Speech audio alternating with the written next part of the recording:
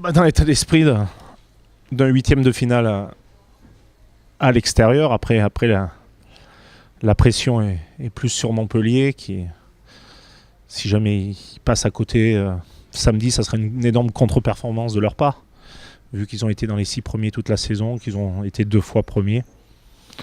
Après, pour nous, on sait depuis très longtemps qu'on n'a pas le droit à l'erreur. On a gagné un 64e de finale contre le Stade Français, une 32 contre Toulouse, une 16e contre Perpignan. On a pris 14 points en 3 matchs, mais c'était 3 matchs à domicile.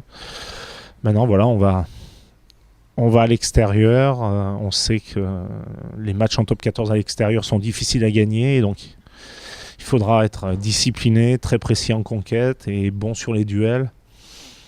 Donc voilà, après j'ai un groupe qui n'a pas envie de partir en vacances, un staff non plus. Par contre, on sait que ça va être très très compliqué, très difficile. Et puis en plus, on va dire qu'on a un ballottage à 3 parce qu'il y aura en même temps aussi le match La Rochelle-Bayonne qui sera important. Non, mais ce que je te dis, ça serait une énorme contre-performance de Montpellier de perdre à domicile. Tu joues un quart de finale, on aurait joué Montpellier à Mayol, oui, on serait favori. Là, ils jouent à domicile. Après, je le connais, c'est aussi une pleureuse. C'est eux qui sont archi favoris. Ils ont été dans les 6 premiers pendant 25 journées.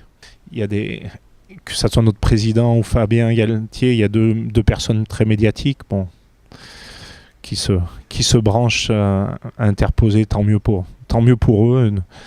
Moi, ce qui est important, c'est que mon groupe se prépare bien avec, d'un autre côté, la pression est plus sur ces deux-là que sur mon groupe.